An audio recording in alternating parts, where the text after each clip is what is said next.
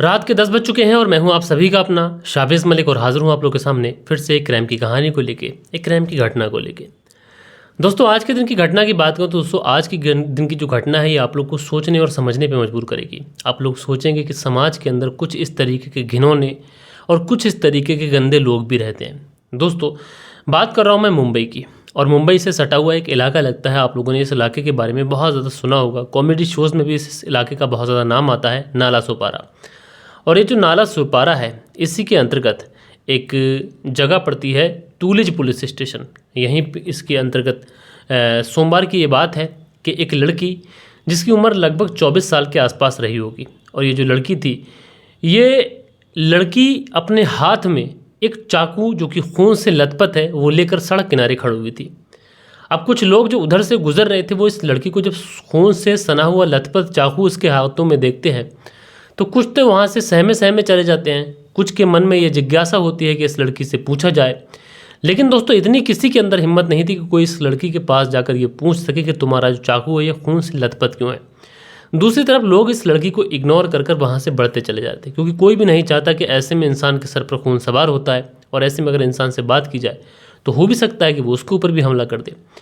लेकिन किसी व्यक्ति ने ये बहुत सही काम किया कि वहीं से चलते चलते पुलिस को फ़ोन कर दिया। अब दोस्तों जब पुलिस मौके पर पहुंचती है तो सबसे पहले इस लड़की को गिरफ्तार कर लेती है, एंड गिरफ्तार करने के बाद में इसे टूलिज पुलिस स्टेशन लेके पहुंचती है।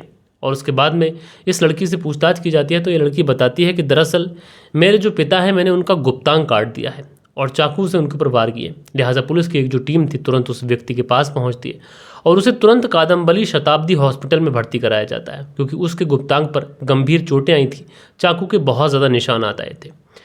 लिहाजा पुलिस वाले जो थे इस लड़की के खिलाफ मुकदमा दर्ज करते हैं, एफआईआर दर्ज करते हैं। उसके बाद में इस लड़की से पूछताछ करते हैं कि आखिर तुमने अपने पिता के गुप्तांग पर चाकू से हमला क्यों किया, क्या रीज़न था।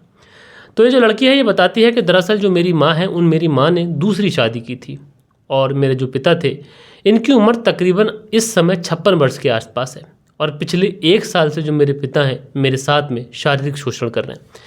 जब भी कभी माँ नहीं होती तो मेरे पिता है ये मेरे साथ में रेप करते हैं, मेरा शारीरिक शोषण करते हैं, और इस तरीके से लगभग 1 साल का समय गुजर चुका है।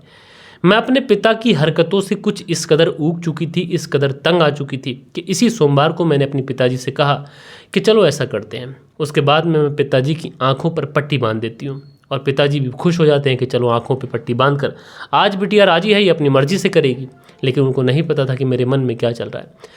जैसे ही पिताजी की आंखों पर पट्टी बांधी जाती है तो ये जो लड़की होती है 24 वर्ष की, इसके हाथ में पहले से ही चाकू था, ये चाकू से अपने पिता के ऊपर वार कर देती है। अब जो पिता था वो कुछ समझ पाता, लिहाजा इससे पहले ही वो बाहर की साइड भागने लग जाता है। लड़की भी उसका पीछा करती है और पीछा करते करते दोस्तों ये उसके जिस्म पर और गुप्तांग पर कई सारे वार करती है, और बाद में इस लड़की को गिरफ्तार तो किया जाता है और इसके पिता के ऊपर भी मामला दर्ज किया जाता है।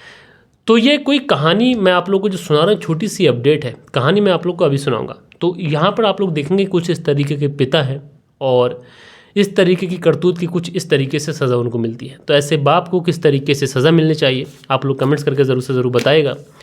दोस्तों बात करूँ अगर मैं रियल में आज जो कहानी मैं आप लोग को सुनाने बैठा था इस कहानी की बात करूँ तो कर्नाटक में एक जगह लगती है बेंगलोर। बेंगलोर काफ़ी जाना माना शहर है, इस शहर को आप लोग जानते हैं। और इसी बेंगलोर के अंतर्गत एक जगह आती है सोलादेवनहल्ली। ये जो सोलादेवनहल्ली है यहीं पर एक कॉलोनी पड़ती है बीजीएस लेआउट, यहीं पर एक मकान बन रहा है। दोस्तों जब मकान बन रहा है तो मकान जब लोग उधर से गुजर रहे हैं तो इस निर्माणाधीन इमारत में से एक शख्स बहुत ही ज़्यादा तेज़ी के साथ में भागता हुआ निकलता है। उसने अपने गले को बहुत ज़ोर से पकड़ रखा था। जो लोग वहाँ पर मौजूद होते हैं उन्हें देखने से ऐसा लगता है कि शायद ये शख्स उनसे कुछ कहना चाह रहा है, लेकिन वो जो शख्स था ये बोलने की स्थिति में ही नहीं था। लिहाजा लगभग 60-70 मीटर दूर तक ही उस बिल्डिंग से भागता है एंड उसके बाद में गिरता है और मौके पे ही इसकी मौत हो जाती है। जब लोग इस व्यक्ति के पास पहुंचते हैं तो देखते क्या है कि इस व्यक्ति की गर्दन पर किसी ने चाकुओं से वार किया है। लिहाजा तुरंत पुलिस को इन्फॉर्म कर दिया जाता है। पुलिस मौके पर पहुँचती है और मौके पर पहुँचने के बाद में सबसे पहले इस डेड बॉडी को अपनी कस्टडी में लेती है। कस्टडी में लेने के बाद में जो डेड बॉडी जो थी उसे पोस्टमार्टम के लिए भेज दिया जाता है और पुलिस इस पूरे केस की छानबीन करती है। तो पुलिस को ये पता चलता है कि ये जो व्यक्ति है इस व्यक्ति के गर्दन पर और शरीर पर कई चोटों के निशान थे, साथ के साथ चाकुओं के निशान भी थे। लेकिन ये लड़का जो था, ये जो व्यक्ति जो था इसके चाकुओं से हमला करने से पहले इसे काफ़ी ज़्यादा नशीला पदार्थ खिलाया गया है, इस तरीके की चीज़ें दिखाई पड़ रही थी। अब दोस्तों पुलिस के लिए बड़ी हैरान कुन वाली बात थी कि 5:25 शाम के वक्त आखिरकार किसने इस तरीके से हत्या कर दी। लिहाजा पुलिस सबसे पहले इस व्यक्ति के बारे में छानबीन शुरू करती है कि इस व्यक्ति का नाम क्या है और ये क्या करता है। तो पुलिस वालों को पता चलता है कि इस व्यक्ति का नाम है लोकनाथ सिंह, जो कि पेशे से लोन दिलाता है और लोगों को कुछ प्रॉपर्टी वगैरह भी खरीदवा के देता है, यानी एक तरीके से जो बीच का काम करते हैं, यानी जिसको दलाली भी कहते हैं या फिर कुछ और भी कह सकते हैं, एजेंट भी कह सकते हैं। तो ये जो काम था लोकनाथ सिंह यही काम किया करता था। और इसके बाद में पुलिस को ये पता चलता है कि ये रहने वाला था मगदी तालुक कुन्नूर गुइट का। उसके बाद में पुलिस वाले जब और छानबीन करते हैं तो पुलिस वालों को ये पता चलता है कि इस व्यक्ति की शादी दिसंबर साल 2024 में एक बेहद ही कम उम्र की लड़की के साथ में हुई थी। इस लड़की की उम्र तकरीबन 20 साल के आसपास रही होगी। लिहाजा किसी तरीके से पुलिस इस लड़की तक पहुंच जाती है। इस लड़की का नाम यशस्विनी होता है। अब पुलिस वाले जब यशस्विनी से पूछताछ करते हैं तो शुरुआत में तो यशस्विनी को कभी कुछ बताती है, कभी कुछ बताती है, लेकिन उसके बाद में यशस्विनी एक ऐसी कहानी पुलिस वालों को सुनाती है कि जिसे सुनने के बाद में पुलिस वाले भी हैरान हो जाते हैं। दरअसल यशस्विनी बताती है कि दिसंबर साल 2024 में उसकी शादी इस व्यक्ति के साथ में हुई थी और उसके बाद में ये उस व्यक्ति के साथ रहने लग जाती है। हालांकि उससे पहले यशस्विनी इसी व्यक्ति के साथ में प्रेम संबंधों में थी और आए दिन ये दोनों एक दूसरे से मिला करते थे, सारी चीज़ें हुआ करती थी। ये सब कुछ यशस्विनी अपनी मर्जी से कर रही थी। उसके बाद में दोनों फैसला करते हैं कि शादी कर लेते हैं। उसके बाद में दोनों शादी कर लेते हैं, लेकिन यशस्विनी जब इस व्यक्ति से शादी करके इसके घर पहुंचती है तो इस यशस्विनी को पता ये चलता है कि ये जो व्यक्ति है ये बहुत ही घटिया किस्म का व्यक्ति है। दरअसल इसके कुछ अन्य महिलाओं के साथ में भी शारीरिक संबंध हैं, कुछ महिलाओं के इसके घर पे आने जाने भी हैं। इस वजह से यशस्विनी काफ़ी ज़्यादा परेशान हुई। लेकिन दोस्तों बात यहाँ तक भी नहीं रहती है। एक दिन यशस्विनी उसके साथ में इंटीमेट हो रही होती है कि उसी समय ये जो लोकनाथ सिंह था यशस्विनी से कहता है कि दरअसल तुम्हारी जो माँ है, तुम्हारी माँ भी काफ़ी ज़्यादा कम उम्र की है, क्यों ना तुम अपनी माँ के भी संबंध मेरे साथ में बनवा दो। ये बात जब यशस्विनी सुनती है तो उसे बहुत ज़्यादा गुस्सा आता है, उसके मन में एक क्रोध आता है। वो तुरंत इसे छोड़ती है और अपने मायके चली जाती है। अब दोस्तों वो अपने मायके चली जाती है और इस व्यक्ति के पास आने के लिए इनकार कर देती है। लेकिन ये लोकनाथ सिंह था आखिरकार यशस्विनी के घर भी पहुंच जाता है। एंड घर पे पहुंचने के बाद में यशस्विनी के पिता यशस्विनी और उसकी माँ से बहुत ज़्यादा बदतमीजी करता है। दरअसल जो यशस्विनी की माँ होती हैं, जिनका नाम होता है हेमाबाई, वो यशस्विनी से पूछती हैं कि बेटा तुमने अपनी मर्जी से शादी की और शादी से पहले तुम इस व्यक्ति से मिला भी करती थी, फिर तुमने घर वालों को बिना बताए शादी भी कर ली, अब आखिरकार तुम अपने पति के पास क्यों नहीं जा रही हो, क्या रीज़न है। तो यशस्विनी अपनी माँ को बिल्कुल सही सारी बात बता देती है। वो बताती है कि दरअसल जो मेरा पति है वो तुम्हारे साथ भी शारीरिक संबंध बनाना चाहता है। अब दोस्तों ये बात जब माँ सुनती है तो आग बबूला हो जाती है। बहरहाल दोस्तों उसके बाद में इस व्यक्ति को भेज दिया जाता है। यशस्विनी आने से इनकार कर देती है। उसके बाद में एक तारीख आती है 22 मार्च साल 2025 और इसी 22 मार्च साल 2025 को यशस्विनी इसी लोकनाथ सिंह है इसको कॉल करती है। कॉल करने के बाद में कहती है कि मैं तुमसे मिलना चाहती हूँ और तुम सोलर देवनहल्ली आ जाओ। यहीं पर जो BGS लेआउट है, यहीं पर कुछ मकान वगैरह बन रहे हैं, वहीं पर मिल लेते हैं, कुछ खाना पीना करेंगे, उसके बाद तुम चले जाना, मैं आ जाऊँगी। अच्छा, जो लोकनाथ सिंह होता है वो कहता है कि शायद हमारे रिश्ते को सही करने की एक शुरुआत हो। उसके बाद में चला जाता है।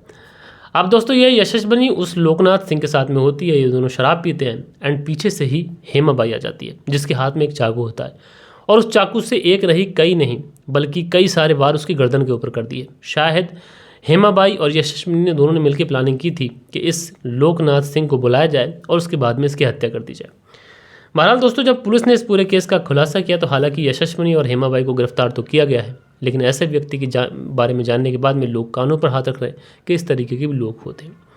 तो दोस्तों आप लोग इन दोनों ही अपडेट के बारे में क्या कहना चाहते हैं कि आज की कहानी ज़्यादा लंबी तो है नहीं, क्योंकि मैंने भी सोचा कि आज थोड़ा थक चुका था, तो छोटी छोटी 2 अपडेट थी, मैंने सुना आप लोग को दे दूं। ज़्यादा रिसर्च मैं और करता, थोड़ा और डिटेल में लिखवाता अपने जो मेरे स्क्रिप्ट राइटर हैं, तो समय लग जाता और आज वो स्क्रिप्ट राइटर भी थोड़ा बिजी हैं, तो इसलिए आज मैंने ये अपडेट आप लोग को दी है। बहरहाल दोस्तों आप लोग को इस कहानी के बारे में, दोनों अपडेट के बारे में क्या कहना है, इन दोनों को क्या सज़ा मिलनी चाहिए, कमेंट्स में बताइएगा। बाकी कल के दिन आप लोग के कुछ कमेंट्स भी हैं, वक्त होता है कि आप लोग के कमेंट्स पढ़ लिए जाए। सो दोस्तों उसके बाद में कुछ कमेंट्स आए, ये लिखती हैं अरुण एक ही हैं, लिखती हैं बेस्टी पूछती है कि इंडिया कब आओगी मुझसे मिलने। मैं मन करता है एक बार मिल लूँ, फिर क्राइम स्टोरी सुनकर हिम्मत नहीं होती अकेले इंडिया जाने की। तो मेरी बहन, इंडिया ऐसा नहीं है कि सारे ही लोग खराब हैं, 100 में से एक आध, बल्कि 1000 में से एक आध, क्योंकि इतनी बड़ी आबादी है उसमें छोटे मोटे केस ही निकल के आते हैं। बाकी हमारे देश के अंदर ऐसी कोई प्रॉब्लम नहीं है। लाइक अब्बास हैं जो लिखते हैं वेरी नाइस, तो लाइक अब्बास जी शुक्रिया। जावेद अंसारी हैं, लिखते हैं बहुत अच्छी कहानी है मलिक भाई, तो जावेद अंसारी जी शुक्रिया। लाइक अब्बास अगला कमेंट्स करते हैं, सुरेंद्र शर्मा कमेंट्स करते हैं, लिखते हैं नमस्ते मलिक भाई साहब, श्री विजयनगर राजस्थान से देखते हैं, AK खान जी प्यारा सा कमेंट्स करते हैं, बहुत बहुत शुक्रिया। राजपुरा खबरनामा जी अपना कमेंट्स करते हैं, बहुत शुक्रिया। उसके बाद में सूरज कुमार है, लिखते हैं मलिक साहब जी हमने बहुत से लोगों की कहानी सुनी लेकिन आपकी बात ही कुछ अलग है, खासकर आपका जो माइक सिस्टम है ये बहुत बढ़िया है। मैं पंडित सूरज कुमार दीक्षित उत्तर प्रदेश फतेहपुर जिले से सुनता हूँ। तो पंडित सूरज कुमार दीक्षित जी आपका बहुत बहुत शुक्रिया, बहुत बहुत शुक्रगुजार हूँ। दिनेश कुमार है, लिखते हैं नमस्कार मलिक भाई साहब, बहुत बढ़िया कहानी। तो दिनेश कुमार जी नमस्कार भैया, आपका बहुत बहुत शुक्रिया। मंसूरी भाईजान हार्ट बनाते हैं, बहुत शुक्रिया। नासिर नरेश जी हैं जो हार्ट बनाते हैं, बहुत शुक्रिया। मंसूरी भाईजान हैं सुपर, लिखते हैं बहुत शुक्रिया। गफ़्फ़ार खान है, लिखते हैं नाइस स्टोरी, तो गफ़्फ़ार खान जी आपका शुक्रिया। दिनेश कुमार है, लिखते हैं मलिक भाई कैसे हो आप, बहुत बढ़िया कहानी, तो भाई आपका शुक्रिया, मैं ठीक हूँ। हसीबुल अंसारी हैं, लिखते हैं वेरी नाइस स्टोरी, तो भैया शुक्रिया। AK खान है, लिखते हैं नाइस स्टोरी भाई, तो AK खान जी बहुत बहुत शुक्रिया। हसीबुल अंसारी जी हार्ट बनाते हैं, बहुत शुक्रिया। करण रावत जी लाइक करते हैं, बहुत बहुत शुक्रिया। मंसूरी भाईजान जी लिखते हैं बेस्ट ऑफ लक, तो भाई बहुत बहुत शुक्रिया। दिनेश कुमार है, लिखते हैं मलिक भाई नमस्ते, आपकी स्टोरी सुनाई अंदाज़ बहुत बढ़िया है, तो भैया नमस्ते, आपका बहुत बहुत शुक्रिया। मोहम्मद जोरेस से लिखते हैं आपकी कहानी और आपकी आवाज़ बहुत अच्छी है, तो मोहम्मद जोरेस जी आपका बहुत बहुत शुक्रिया। शान आलम है, लिखते हैं नाइस स्टोरी, जिला संभल UP से सुनते हैं, बहुत बहुत शुक्रिया। उसके बाद में अरुण एक केसी हैं जो इमोजी बनाते हैं रोने वाला, बहुत बहुत शुक्रिया आपका। हसीबुल अंसारी हैं, लिखते हैं अस्सलाम वालेकुम मेरे छोटे भाई, तो भाई वालेकुम सलाम, आपका शुक्रिया। बाबूजी अंसारी हैं, लिखते हैं उत्तर प्रदेश के ज़िला हरदोई से सुन रहा हूँ साहब, मोहम्मद जीशान अंसारी नाम है मेरा, तो भाई बहुत बहुत शुक्रिया जीशान जी। लईक अब्बास गुलिस्तानाज बागपत UP से कहानी सुनते हैं, बहुत बहुत शुक्रिया। अगला कमेंट्स भी लईक अब्बास जी का है, उससे अगला कमेंट भी लईक अब्बास जी का, तो बहुत बहुत शुक्रिया। साहिल खान जी हैं, लिखते हैं शाहबुद्दीन आई लव यू, तो भाई आपका बहुत बहुत शुक्रिया शाहबुद्दीन जी। जयप्रकाश सिंह हैं, लिखते हैं अनुष्का और उसने सब कुछ किया वो बहुत गलत था, तो जयप्रकाश सिंह जी शुक्रिया। अरुण AK जी हैं, लिखते हैं न्यूज़ सुनकर बहुत डर लगता है। दिनेश कुमार हैं, लिखते हैं मलिक भाई आपको अलमैटी KZ से सुनता हूं, तो भाई बहुत बहुत शुक्रिया। तनवी जी हैं अस्सलाम वालेकुम बोलती हैं, तो वालेकुम सलाम। सुन त्यागी जी लिखते हैं नमस्कार मलिक भाई साहब, शाना बुलंदशहर से कहानी सुनते हैं, तो भैया नमस्कार, आपका बहुत बहुत शुक्रिया। लईक अब्बास जी कमेंट्स करते हैं, बहुत शुक्रिया। अरुण जी कमेंट्स करते हैं, बहुत शुक्रिया। गोंडनवाल हैं, लिखते हैं वैश्विक संदर्भ में ऑनर किलिंग के मामले पाकिस्तान, अफगानिस्तान, ईरान और कुछ अरब देशों से प्रमुख देखे जाते हैं। जी बहुत अच्छी बात कही आपने, मैं आपकी बात से सहमत करता हूँ। लईक अब्बास जी अपना प्यारा सा कमेंट करते हैं। संजू जी हैं, लिखते हैं पाकिस्तान का तड़का लगा दिया है, अब व्यूज़ लाइक और फॉलोवर्स बढ़ेंगे, अच्छा तरीका है, लेकिन फिर भी नहीं बढ़ेंगे क्योंकि आपकी जो कहानी होती है मनगढ़ंत होती हैं जिसका सच से कोई वास्ता नहीं होता। नहीं संजू जी, ऐसा क्यों सोचते हैं आप? मैं आपको जो भी कहानी सुनाता हूँ सारी ऑथेंटिक और जो क्राइम स्टोरीज़ जो रियल में घट रही हैं दुनिया के अंदर वही सुनाता हूँ, कोई भी फेक स्टोरी नहीं सुनाता। राजपुरा खबरनामा लिखते हैं नासिर भाई बहुत गलत किया, तो नासिर ने बहुत गलत किया, तो राजपुरा खबरनामा जी आपका शुक्रिया।